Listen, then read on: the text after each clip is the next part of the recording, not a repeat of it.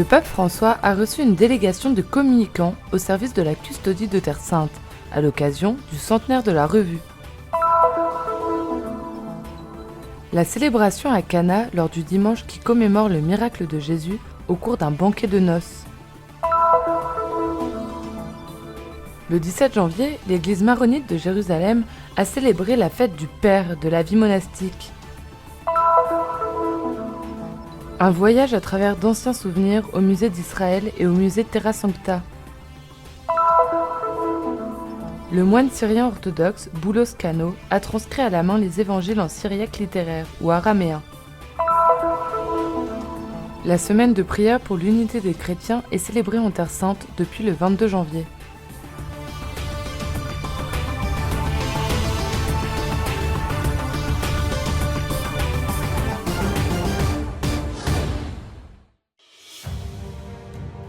Il y a 100 ans, naissait la revue Terre Sainte, signe d'espoir et début d'un voyage vers l'avenir.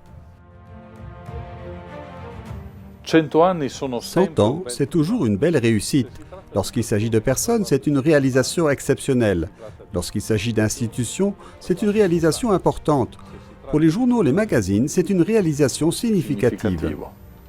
Pour célébrer cet important anniversaire, un groupe de rédacteurs et de collaborateurs du magazine a été reçu par le pape François au Vatican, ce lundi 17 janvier. Composée de 44 personnes, la délégation, conduite par le frère Francesco Patton, reflétait une grande variété d'origines nationales et linguistiques.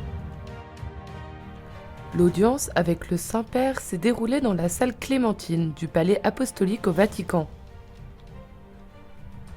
Il y a 100 ans, a déclaré le custode de Terre Sainte en s'adressant au pape, la naissance de notre revue a été un signe d'espérance et nous souhaitons que la revue continue aujourd'hui à être un signe d'espérance en racontant les semences de bien semées dans les sombres sillons de l'histoire, dans cette petite partie du monde où l'histoire humaine est devenue l'histoire du salut. Faire connaître la Terre Sainte signifie transmettre le 5e évangile, a déclaré le pape dans son discours, c'est-à-dire l'environnement historique et géographique dans lequel la parole de Dieu a été révélée, puis s'est faite chair en Jésus de Nazareth, pour nous et pour notre salut. Grâce aux moyens de communication sociale, vous pouvez enrichir la foi de nombreuses personnes, même celles qui n'ont pas l'occasion d'effectuer un pèlerinage sur les lieux saints. Vous pouvez faire connaître les personnes qui y vivent aujourd'hui pour essayer de construire dans un contexte complexe et difficile comme celui du Moyen-Orient, une société fraternelle. Je vous remercie parce que, pour raconter l'histoire de la Terre Sainte, vous faites l'effort de rencontrer les gens là où ils sont et comme ils sont.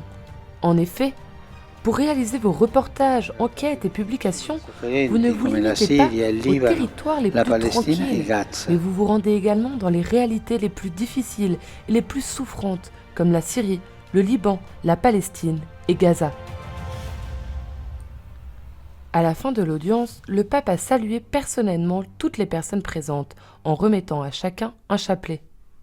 Pour tous les moyens de communication de la custodie et pour tous les communicateurs de la custodie, a souligné le frère Francesco Patton, le message du Saint-Père est un encouragement. Cela donne un grand élan, car dans le message qu'il nous a adressé, le pape nous a rappelé combien il est important que la communication soit au service de la fraternité et du dialogue, qu'il y ait cette capacité à user ses chaussures pour trouver de belles histoires positives à raconter même au milieu des situations très difficiles, comme celles vécues en Terre Sainte et dans tout le Moyen-Orient.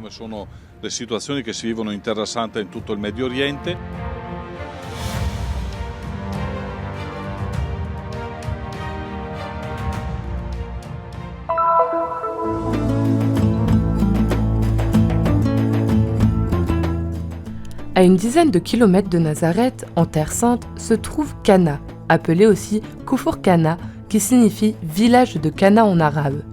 Cet endroit est mentionné dans la Bible comme le lieu du premier miracle de Jésus.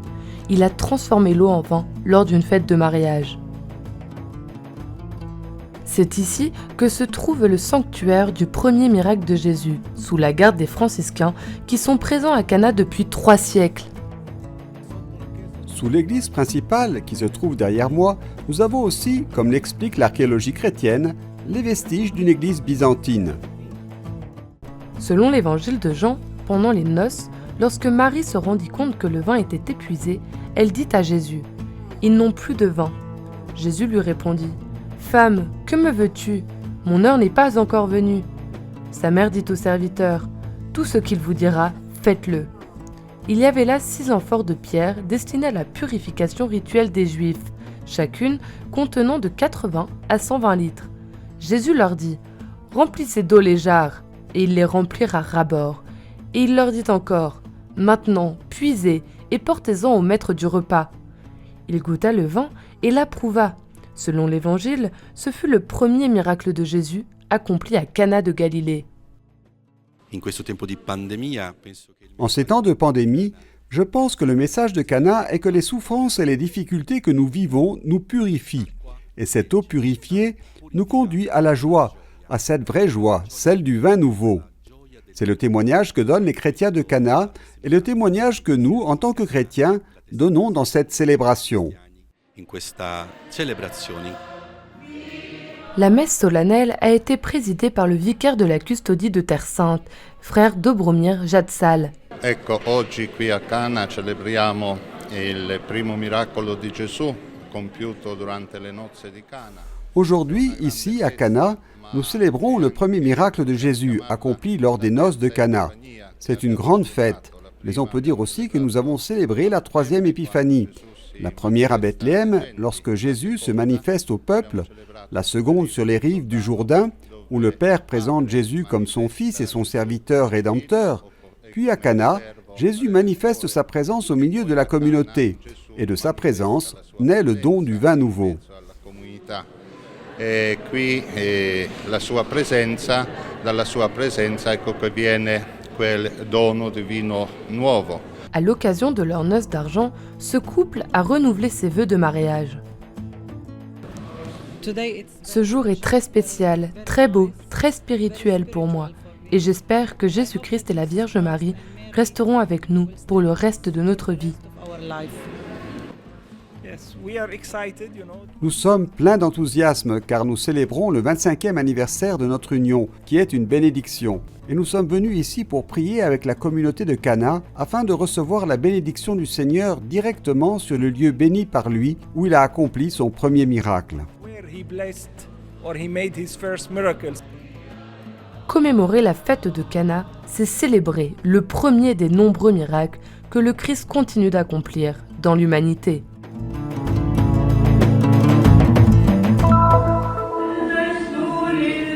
Le 17 janvier, l'église maronite de Jérusalem a célébré la fête de Saint Antoine Abbé.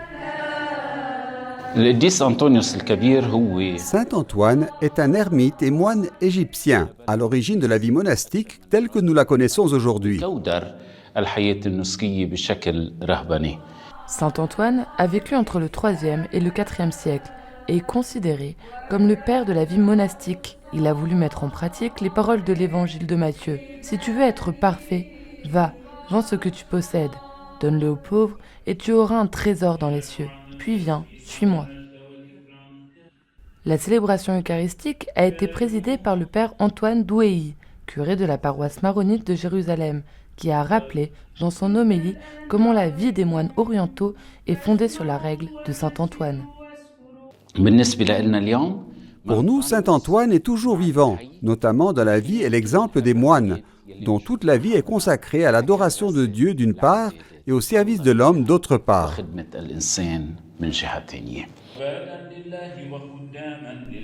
Malgré le froid et les restrictions dues à la pandémie, de nombreux fidèles dévots de Saint Antoine ont assisté à la messe.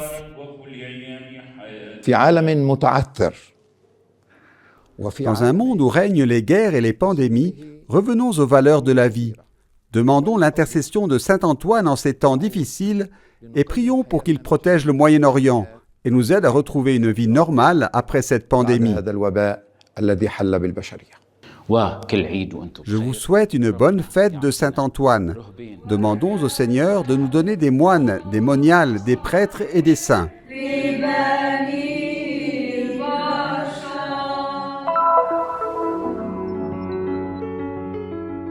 Croix, bagues, médaillons et bracelets, mais aussi burettes pour l'huile sainte à rapporter de Terre Sainte en souvenir. Au musée d'Israël à Jérusalem, les souvenirs des premiers pèlerins en Terre Sainte à l'époque byzantine sont exposés, exprimant une dévotion pas trop éloignée de celle de notre époque. Toucher la sainteté des lieux et rapporter quelque chose à partager à leur retour. Au IVe siècle, les lieux saints ont été redécouverts et cela a déclenché un énorme flux de pèlerins qui ont visité les lieux saints les uns après les autres et, fait intéressant, ont fait ce que nous faisons aujourd'hui. Ils ont acheté des souvenirs pour les ramener chez eux. À l'époque, comme aujourd'hui, les souvenirs étaient liés aux lieux visités. L'Annonciation à Nazareth, la Nativité et l'adoration des mages à Bethléem, tandis que les reproductions de crucifixion et de résurrection abondaient sur les étals de Jérusalem. Toucher la sainteté de ces lieux signifiait aussi l'emporter avec soi, et une fois rentré chez soi, la partager avec les amis et la famille qui ne pouvaient pas venir. Nous suivons les traces des pèlerins et arrivons au musée Terra Sancta. Nous sommes accueillis par le frère Eugenio Aliata, archéologue et directeur du musée.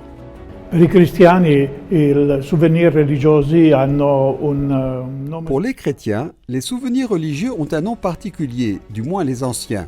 On les appelle des zoologies, ce qui signifie bénédiction. Ces objets doivent nous rappeler les lieux saints et porter une bénédiction de Dieu pour le reste de notre vie. Dans les ampoules, hier comme aujourd'hui, les fidèles recueillent l'huile des lampes qui brûlent sur les lieux saints. Dans ce cas, il s'agit d'une burette trouvée à Jérusalem. Elle représente le mont Calvaire. Et sur le mont Calvaire, il y a une croix principale qui est la croix de Jésus, et 2 croix sur les côtés qui, selon l'Évangile, étaient celles des voleurs crucifiés avec Jésus le même jour. C'est une représentation très typique de Jérusalem.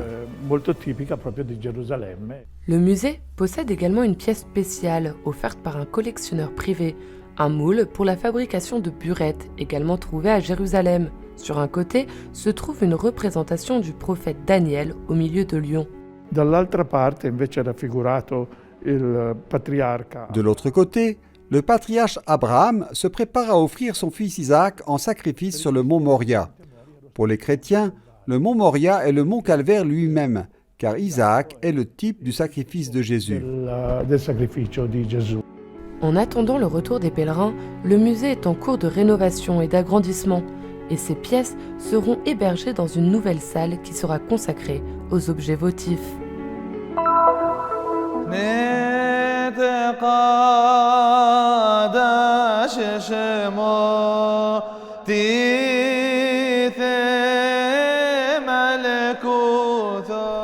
Après un long travail, le moine syrien orthodoxe Boulos Kano a achevé la rédaction des évangiles en syriaque littéraire.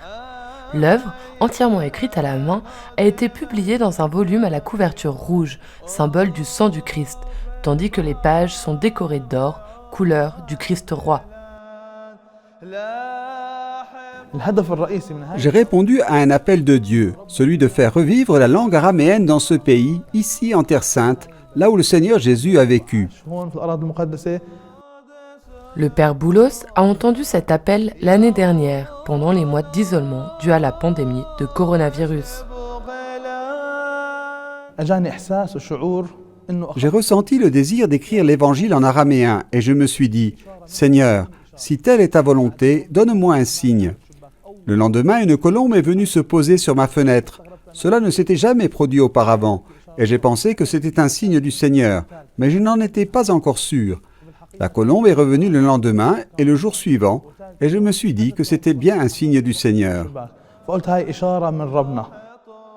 Et c'est ainsi que le père Boulos a commencé à écrire, en commençant par l'évangile de Marc. J'ai choisi de commencer par l'évangile de Marc, d'abord parce que je vis au monastère de Saint-Marc, et ensuite parce que c'est le plus court, 16 chapitres. Je me suis dit, essayons et voyons si je peux le faire.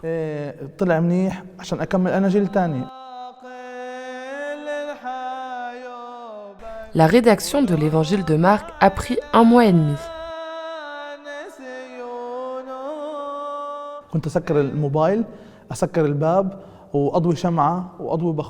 J'ai éteint le téléphone portable et fermé la porte, allumé une bougie et de l'encens et posé ma main sur la Bible pour me bénir et bénir mon travail et pour éviter les erreurs.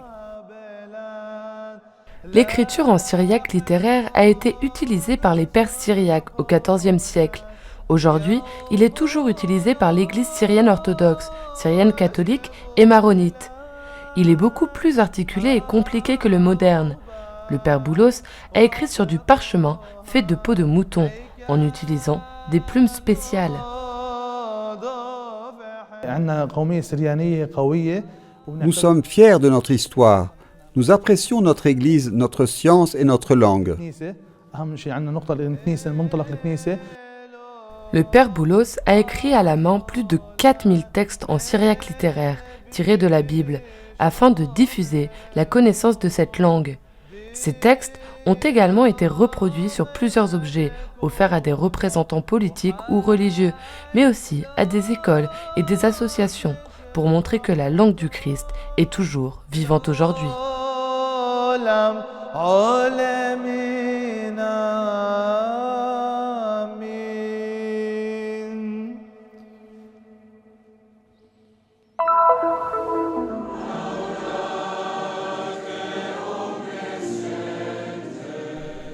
Du 22 au 30 janvier, la semaine de prière pour l'unité des chrétiens revient en Terre Sainte, après l'arrêt de 2021 dû à la pandémie.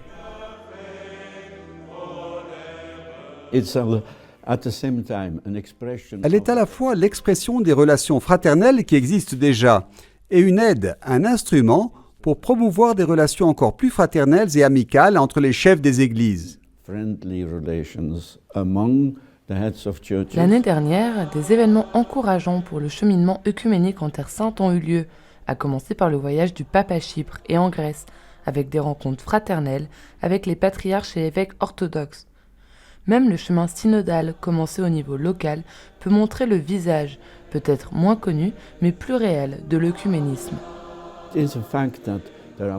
C'est un fait qu'il existe des liens plus forts entre les fidèles qu'entre les prêtres, et que les fidèles, ici en Terre Sainte, sont dans un certain sens plus avancés dans les relations œcuméniques, sentant qu'ils appartiennent à une seule communauté. Je pense que nous, prêtres, pouvons apprendre quelque chose de ce sentiment d'appartenance de nos fidèles. Les lignes directrices pour la pastorale œcuménique, récemment publiées par les évêques catholiques de Terre Sainte, vont dans ce sens.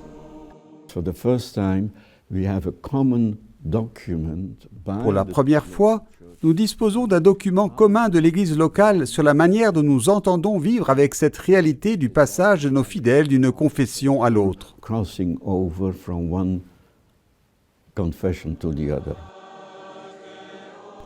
C'est le cas dans les mariages mixtes, où la pratique veut que la femme rejoigne l'Église de son mari, mais aussi dans l'administration des sacrements.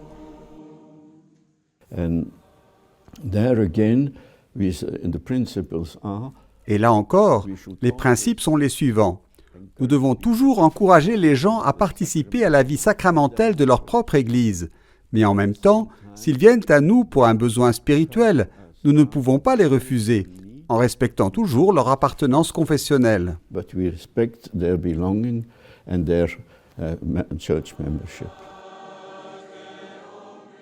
L'Église de Jérusalem, qui englobe toutes les traditions religieuses, a une tâche prophétique pour l'ensemble de l'Église sur le chemin de l'unité des chrétiens. Si nous pouvons faire quelque chose pour surmonter ces divisions ici, cela peut aussi être significatif pour l'Église universelle. Et je pense que cela fait partie de la vocation de l'Église de Jérusalem.